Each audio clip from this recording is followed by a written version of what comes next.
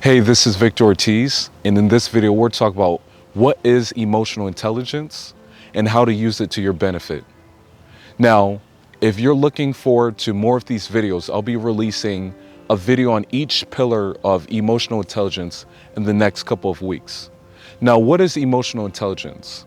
Well, according to the book Emotional Intelligence 2.0, they say that emotional intelligence is your ability to recognize and understand emotions in yourself and in others. And it's also your ability to use this awareness to manage your behavior and your tendencies in your relationships with others. Okay, so we're going to get into the 4 pillars of emotional intelligence.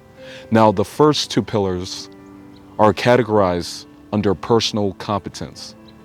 Now, this deals with number 1, our self-awareness, and number 2, our self-management. Okay, so our self-awareness is our ability to recognize the emotions that we feel in the present moment and how it's affecting us in our decision making, in our behaviors, in our routines, in our habits, in our conversations with others. Self-management is us using that awareness of our emotions to make decisions that are in alignment with what serves us and what also serves other people. Okay. Now, the second category would be social competence.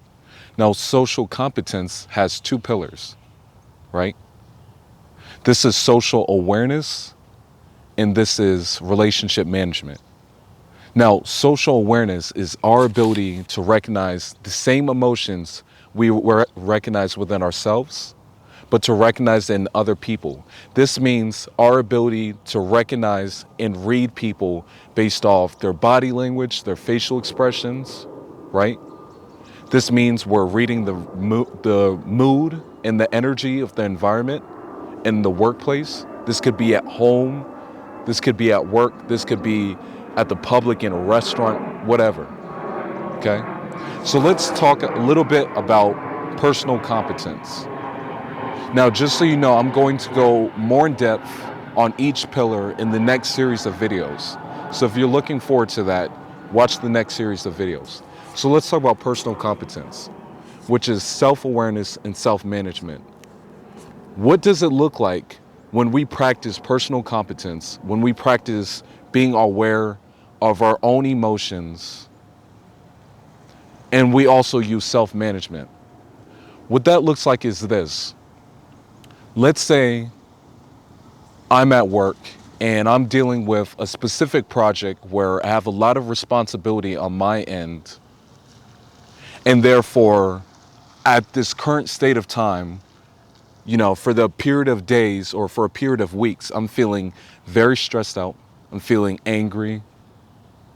I'm even feeling a little bit of fear because we have a deadline for this project. And I recognize some of my coworkers aren't doing the work that they're supposed to in terms of their piece of the project, but I'm putting all this attention and energy into it. So I'm feeling stressed, I'm feeling angry, and I'm feeling fearful. Personal competence, when it's not being used, looks like this. I go home with all these emotions, not being aware that I'm super pissed off and any little thing can tick me off. Let's say I go home and I make dinner, for the family, for my spouse, for some of my family members, for some of my kids. If I go home and make dinner, and let's say somebody comes in and I just got done, and they accidentally knock the dishes over, all the food that I'd put all this time and attention and energy into.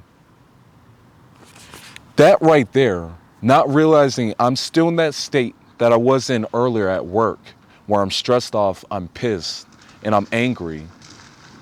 After they knock those dishes off, I'm probably going to explode, right? Because all those emotions that I didn't recognize that I was feeling at the moment, boom, it gets leashed off on the other people around me. It gets leashed off on my partner. It gets leashed off on my kids. And now I'm starting this explosive, I'm in this, mini rage where I start this argument and I start asking them why they come in so fast, or why weren't they more aware of what they were doing? Why were they moving so fast and just had to drop all this good food? Now, if what was happening at work wasn't the case, most likely you would not be leashing out on them, okay? So when we're not using our self-awareness and when we're not using our self-management, we're probably not recognizing the emotions that we're feeling, and we don't recognize how that leashes out onto other people, how that manifests in our behaviors, okay? So what would have happened instead, if we're working on our personal competence and we're aware of this, at work we would have realized, okay, I'm feeling very stressed. I'm feeling angry, I'm pissed off.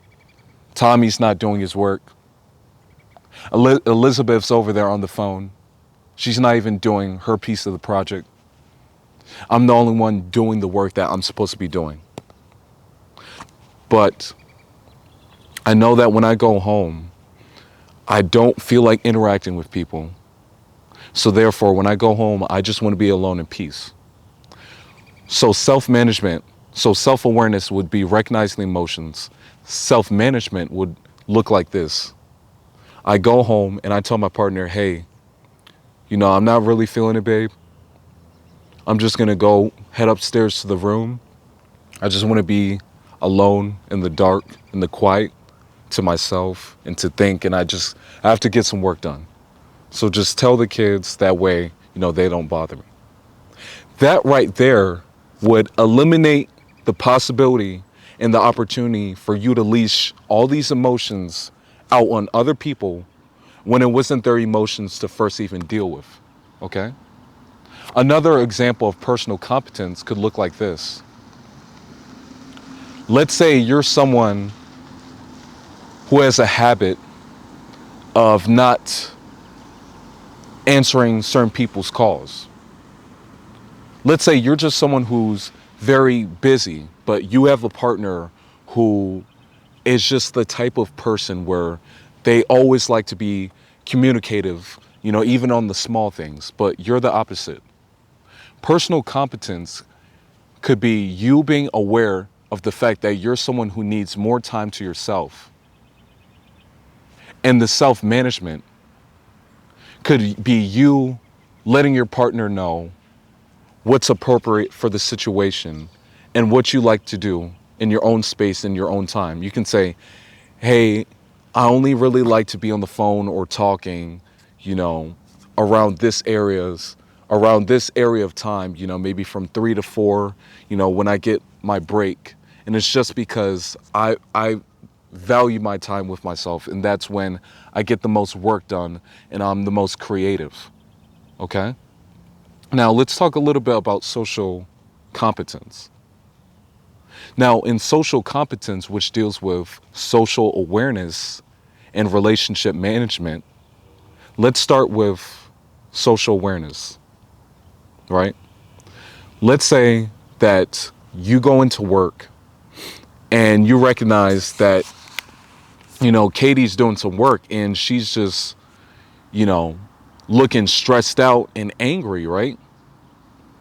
If you don't have the awareness to recognize that she's feeling under the weather and she's feeling stressed out and angry, let's say you had something you wanted to tell her, right? Me and Katie were planning a vacation in the next couple of months where we're going to go to the Bahamas for our summer vacation.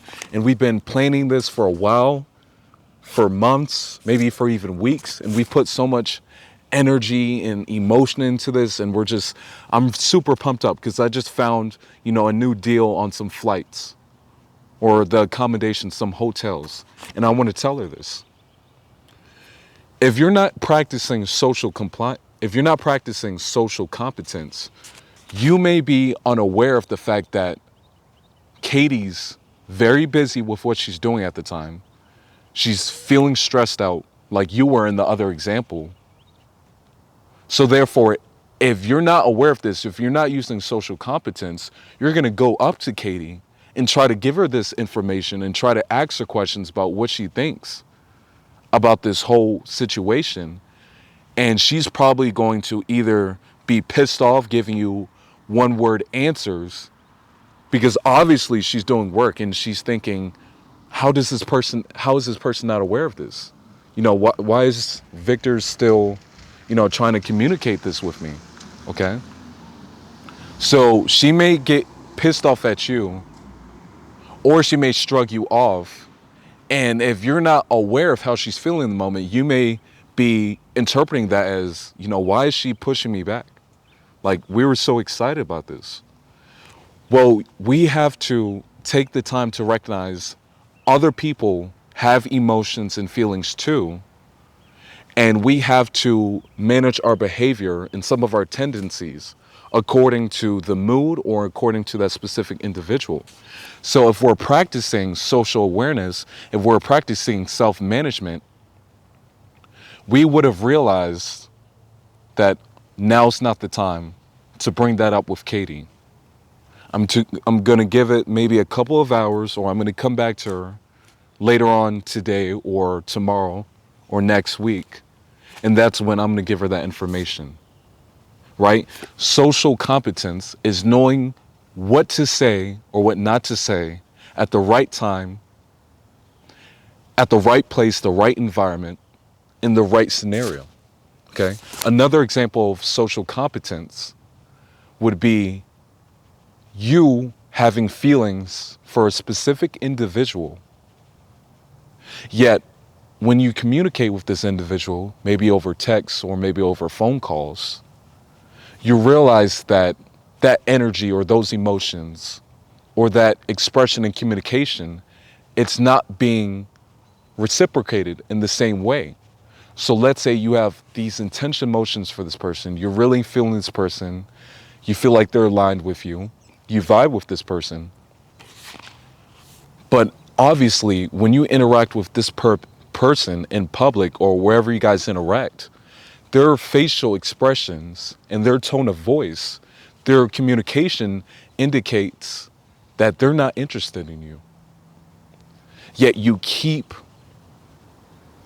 this dialogue going between you and them, and you're not getting the signs, you're not getting the hints, right? Until, they just flat out say that.